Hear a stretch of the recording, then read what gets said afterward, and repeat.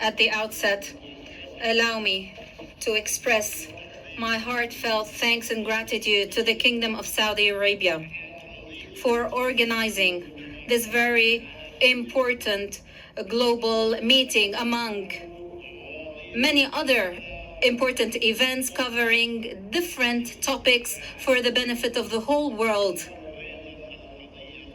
including the Palestinian situation. Especially, I would like to thank the Kingdom of Saudi Arabia, King Salman, and the Crown Prince Mohammed bin Salman.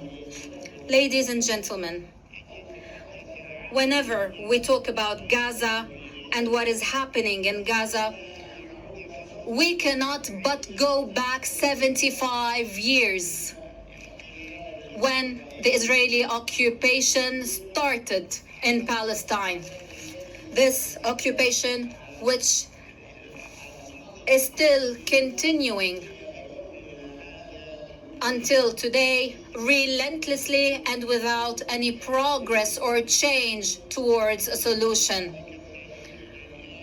We cannot talk about Gaza without talking about the 75-year occupation of Israel, where Palestine is suffering and the world is watching.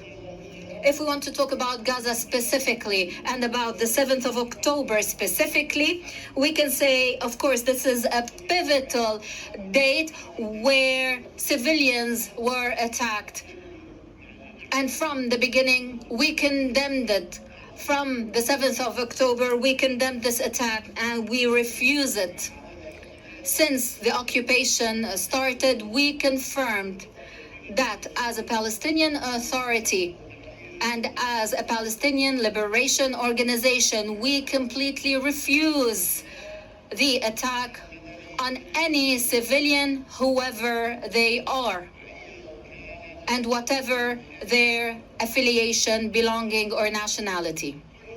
And at the same time, we said, we cannot but ask for a ceasefire of Gaza because it is hurtful. We know its results and we know its reasons. The first thing we ask for is a ceasefire. And secondly, we want the humanitarian aid to be able to reach the Palestinian people who are in dire need of it in all of Gaza. And third, we will not accept in any case the displacement of Palestinians from Gaza or from the West Bank outside their country. They must stay in their country. They must stay in their nation. We must not repeat the Nakba of 1948 and of 1967. These are our requests. And we said we must, at the end of the day, reach a political solution that joins between Gaza, the West Bank, and Jerusalem in one independent state through an international conference. And this is what we have been repeatedly requesting since the 7th of October. But what happened since the 7th of October, as you may very well know, where more than 200 days have passed, and Israel took advantage of that attack to retaliate disproportionately against the people of Gaza under the pretext that it wants to take revenge of Hamas. But in fact, what it is doing, it is taking a revenge from the Palestinian people as a whole. It is killing civilians, Palestinian civilians. This is what's been happening for 200 days. In figures, let me tell you, Israel has killed 34,000 people in 200 days from Gaza, most of whom are children, women, and older persons. It has wounded 75,000 people from among Gaza civilians, which means that the total victims since 7th of October in Palestine was 110,000 people, of both people who are killed and who are wounded. And we add to this that it has destroyed 75% of the whole Gaza Strip, 75% of institutions, buildings, roads, mosques, churches, etc. Gaza has become completely destroyed. 75% is not to be taken lightly. Borrell said before a few days ago that what is happening in Gaza has never happened, not even in the Second World War in Germany.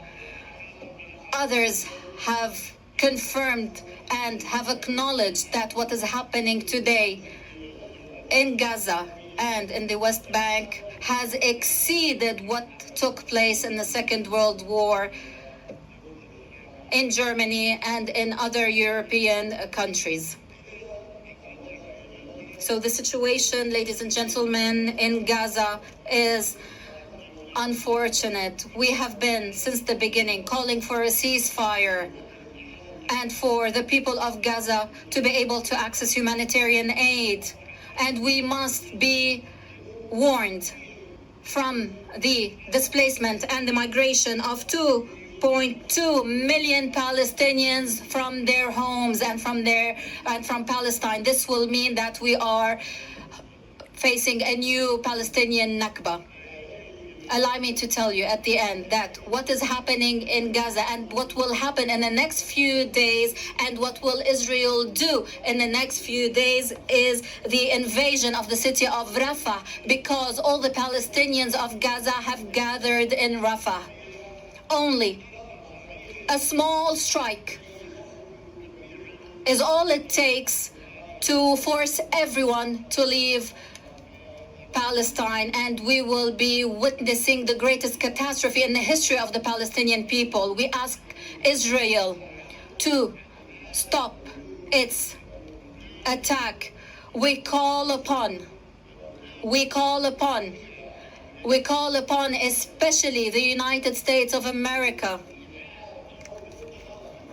to request Israel to hold its fire, to cease its fire, because the United States is the only country that can prevent Israel from perpetrating that crime.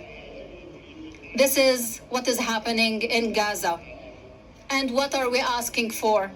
We are asking the world these three things I have mentioned to you.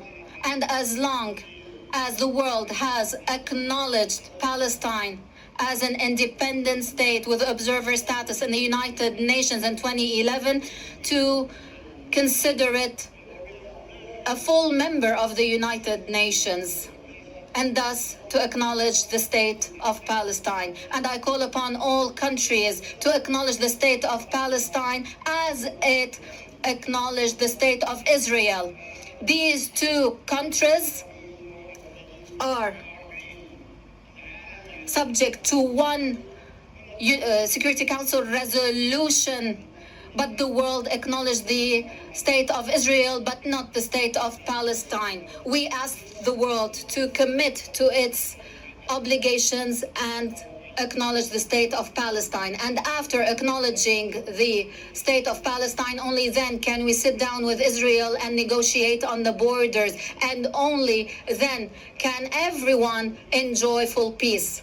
This is our right as Palestinians, to have the right to self-determination, to have the right of our own state, similarly to all peoples of the world. This is in brief all what we are asking for, and this is the situation in Gaza. And of course, what is happening in the West Bank. And what I fear, after Israel finishes with Gaza, it will turn to the West Bank to deport its people towards Jordan. Both Egypt and Jordan refused the deportation of the Palestinians from Palestine to their countries. But Israel needs someone to force it to stop, to convince Israel that this is unacceptable, and the only country in the world that can do that and which we hold responsible is the United States of America. Thank you very much.